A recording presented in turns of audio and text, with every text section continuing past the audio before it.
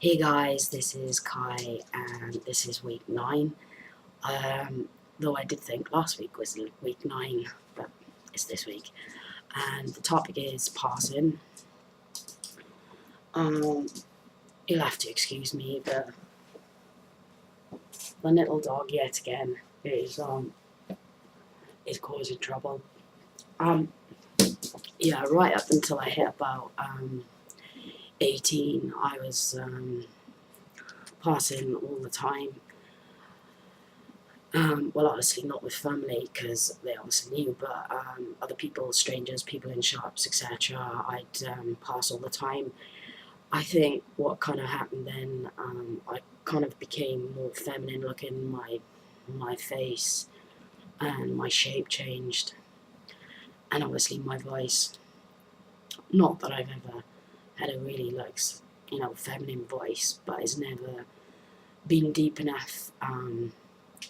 For me to pass. I've never passed over the phone or anything like that. So I did, however, pass in a restaurant recently and was referred to as Sir.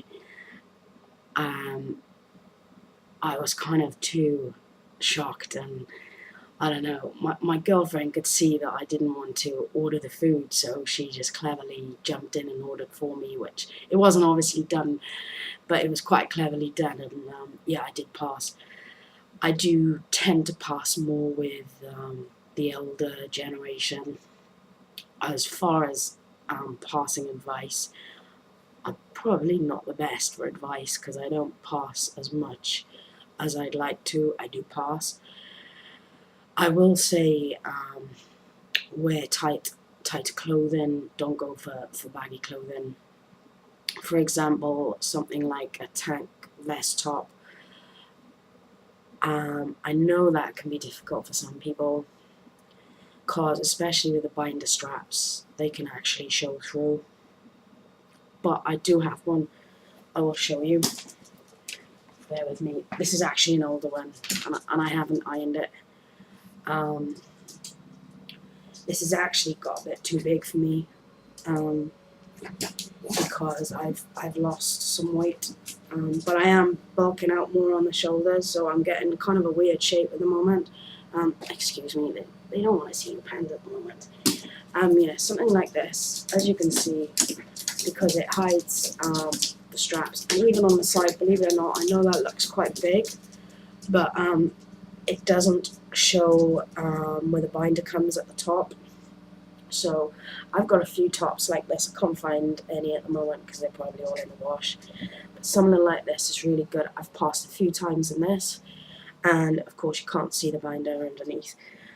But yeah, if you do get one, I would get one with the thick straps at the top, not the thin straps, because what happens then, it just tends to show the binder straps. One thing I did want to bring up on the subject of binding, because I've been binding now for over 10 years. I've never worn a bra. I did want to mention really that it can cause you a lot of damage when you bind a lot. It has to me. The pain is not very nice. So I was looking at ways that that I didn't need to bind all the time, especially on days where I felt a bit more confident. And what I did come up with was basically one of these. They're just like a body warmer, but you have to get one that is tightly fitted, and not go for the baggy ones that you can get, perhaps even like a size smaller. It doesn't look odd on me or nothing, and whenever anyone's seen me in it, they're always like, you look nice. I don't wear a binder under this.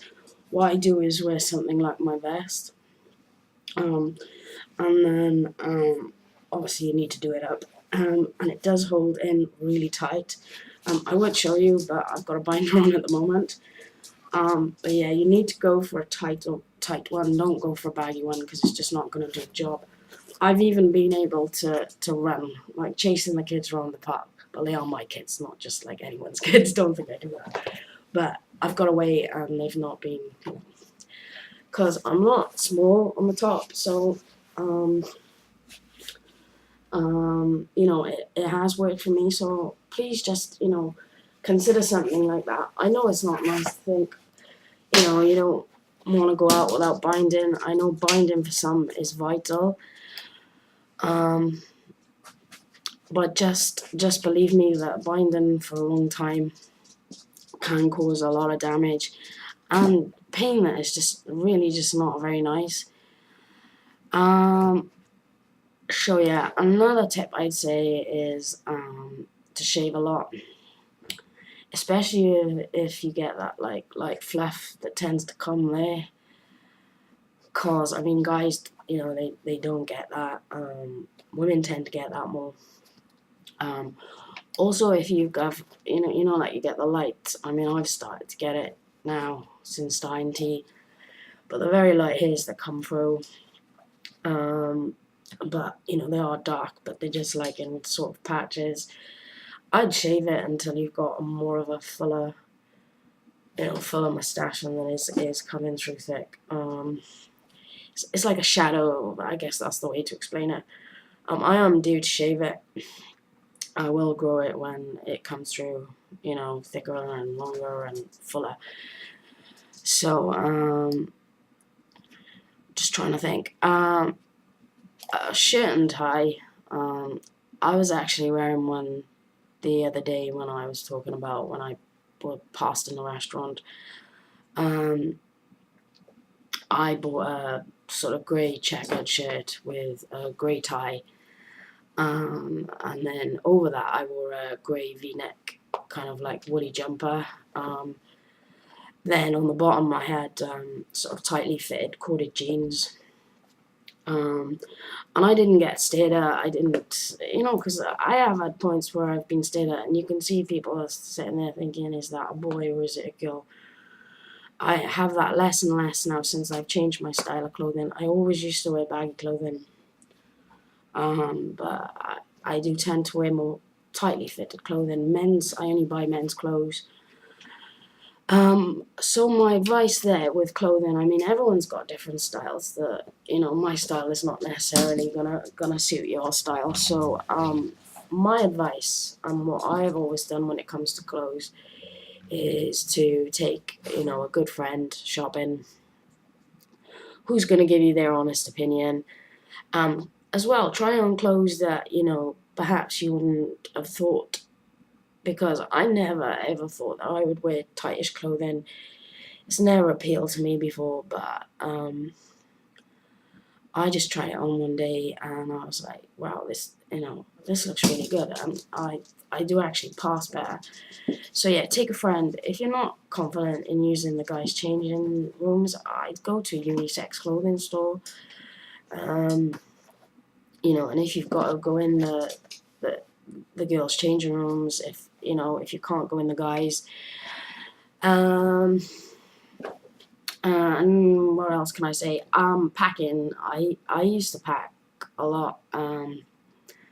However, since starting tea, I am seriously really overly sensitive down in that region, and anything that goes near it is, well, you can figure that out. So I can't always wear a packer, but I do have one. What I would say, Mr. Limpy, they call it, has been the best packer for me. They have the extra small size, which for me is just too small to. I mean, you can't even really feel it down there. I go for the small. It's just the right size, especially now that I wear tighter clothing. Because honestly, the other ones are just so big, just makes you look like. Bear with me, someone is at the door. I will be right back.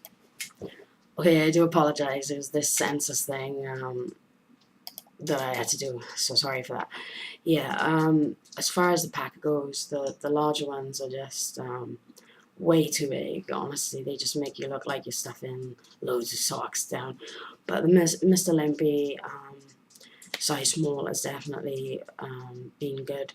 Not everyone, needs to pack, but if that's important to you, I try the Mr. Limpy.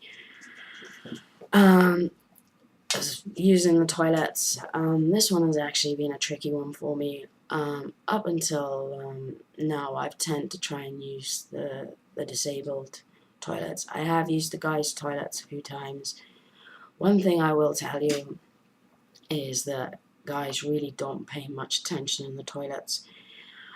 So if you're confident enough, I would just walk straight into a cubicle. Honestly, guys don't pay much attention. Women are much more observant, and they spend a lot more time makeup and chatting and whatever. And I've had quite a few dirty looks in the women's toilets. I remember it was a few months ago when we went to the cinema, and I wasn't confident enough to go in the guys' toilets, so I went in the women's toilets. And my girlfriend came in with me because I never go in on my own. I always like to have backup because